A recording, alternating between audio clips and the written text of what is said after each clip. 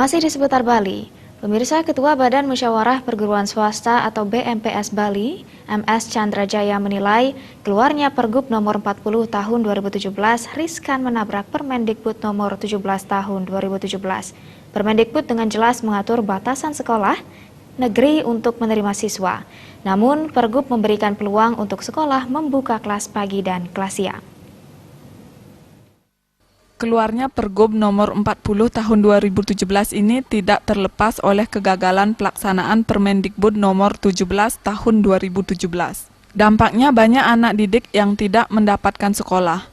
Ketua BMPS Bali, MS Chandrajaya, menilai Permendikbud mengatur sejumlah ketentuan yang berkaitan dengan penerimaan siswa baru yang menyangkut batas maksimal siswa di dalam kelas hingga batasan kuota penerimaan total siswa. 90% dari total kuota siswa memiliki domisili di zona yang sama dengan sekolahnya, sementara 10%-nya boleh dari luar zonasi sekolah.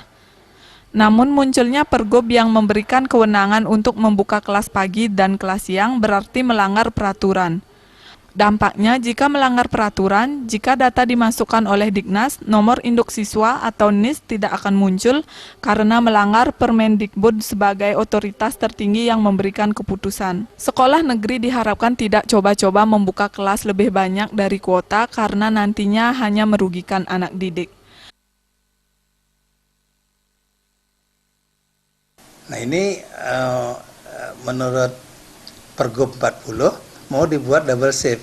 Kalau double shift dia akan menjadi 14, kalau dia punya 8 kelas kan menjadi 16 kelas. Nah ini nggak boleh, karena untuk SMP maksimum hanya boleh 11 kelas. Apakah nanti double shiftnya sesuai maksimum itu, kemudian jumlah rombelnya, yang pasti jumlah rombel itu tidak akan bisa diutak-atik oleh menteri, karena yang pegang Dapodik itu adalah menteri. Walaupun kita di daerah kemudian boleh 40 per kelas, itu sudah tidak memungkinkan. Karena begitu nanti kita memasukkan data Dapodik, lebih dari 36 itu sudah sistem akan menolak. Bahaya nanti itu siswa itu karena nggak dapat punya NIS. Ketika dia tidak punya NIS, maka dia tidak terdaftar sebagai siswa. Chandrajaya berharap pemerintah tidak buru-buru mengeluarkan Pergub.